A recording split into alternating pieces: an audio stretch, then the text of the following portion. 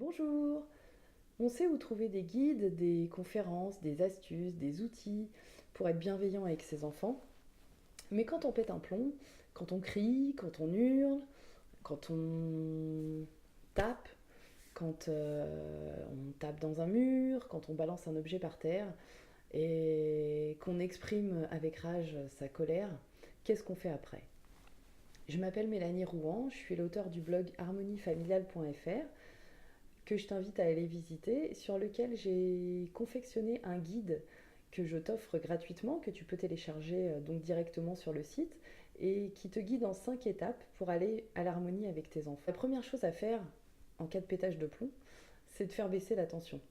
Faire baisser la tension, c'est respirer par exemple, prendre une grande respiration pour essayer de relâcher tout son corps. Ça peut être d'aller courir, ça peut être de faire de la corde à sauter, ça peut être d'aller écrire.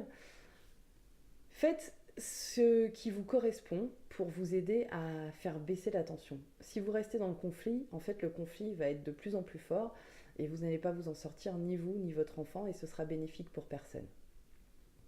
La deuxième chose à faire, c'est d'accepter ce que vous avez fait. C'est pas possible de revenir en arrière. Vous avez fait quelque chose que vous regrettez probablement. C'est pas la meilleure action de votre vie. C'est ok. Personne n'est parfait, vous êtes un être humain et tout le monde a le droit à l'erreur et personne ne peut se contrôler tout le temps, tous les jours. Élever des enfants, c'est difficile et il faut savoir accepter cette partie de nous qui nous fait faire parfois des choses qu'on regrette. La troisième chose, c'est de se pardonner. Pardonnez-vous pour ce que vous avez fait. Essayez de vous apporter de la bienveillance. C'est parfois très contradictoire quand on fait quelque chose qu'on regrette ou quand on fait quelque chose dont on n'est pas fier, mais savoir se pardonner, c'est un peu comme savoir accepter ce que vous avez fait, mais c'est également vous apporter de la bienveillance pour ce que vous avez fait, parce que en étant capable de s'apporter de la bienveillance à soi, on est capable d'apporter de la bienveillance à l'autre. Donc donnez-vous de la bienveillance.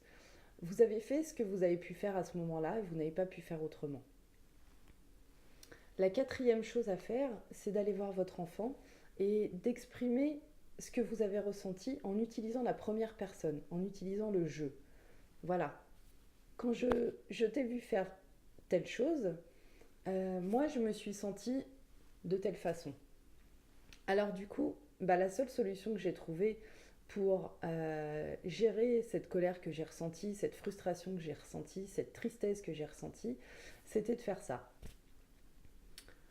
La cinquième chose, c'est d'écouter votre enfant. Demandez-lui comment lui il a perçu la situation.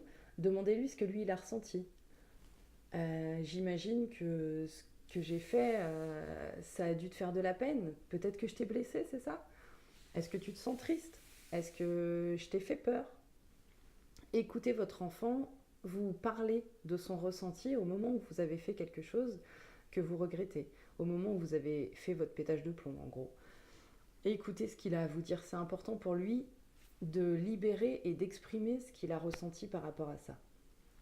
Vous, ça vous permettra d'être riche de ce qu'il a ressenti. Ça peut être parfois difficile à entendre, mais c'est ce qui va vous permettre d'avancer et c'est ce qui va vous permettre de mettre des actions en place pour éviter que cette situation ne se reproduise. La sixième chose, c'est de vous excuser. Voilà, écoute, je sais que j'ai fait quelque chose que je regrette. J'aurais aimé pouvoir faire autrement. Mais tu sais, à ce moment-là, vraiment, c'est la seule chose que j'ai réussi à faire. Et je voudrais m'excuser de t'avoir fait peur, de t'avoir blessé. Reprenez les mots que lui a exprimés à l'étape précédente et excusez-vous pour ce que vous lui avez fait parce que ce n'est pas lui le responsable. En fait, c'est vous qui avez géré votre émotion de cette façon-là. Donc c'est important que lui ne se sente pas coupable de ce que vous avez fait. La septième chose, c'est de réparer la relation. Vous avez à cœur de garder une relation saine, équilibrée et harmonieuse avec votre enfant. Donc réparez la relation. Pour réparer la relation, après avoir demandé pardon à votre enfant, vous pouvez lui demander qu'est-ce qui te conviendrait que je fasse maintenant pour réparer la relation. Parce que notre relation est très importante pour moi. Est-ce que tu voudrais que je te fasse un gros câlin? Est-ce que tu voudrais me donner un gage?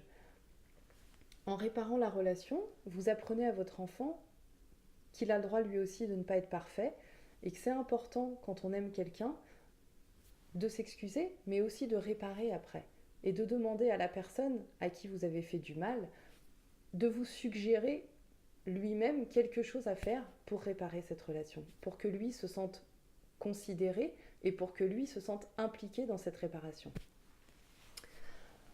En ayant suivi ces 7 étapes, vous verrez que vous vous sentirez, vous, libéré. Peut-être que ça vous aidera aussi à vous pardonner et à accepter ce que vous avez fait.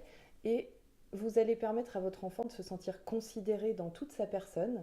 Vous allez le déculpabiliser. Si vous ne faites rien, votre enfant risque en fait de se sentir mauvais. Il risque de se sentir fautif.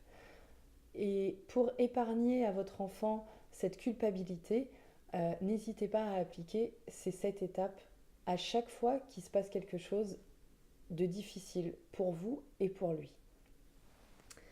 N'oubliez pas de cliquer sur j'aime si vous avez aimé cette vidéo, de la partager avec toutes les personnes à qui cette vidéo pourrait être utile.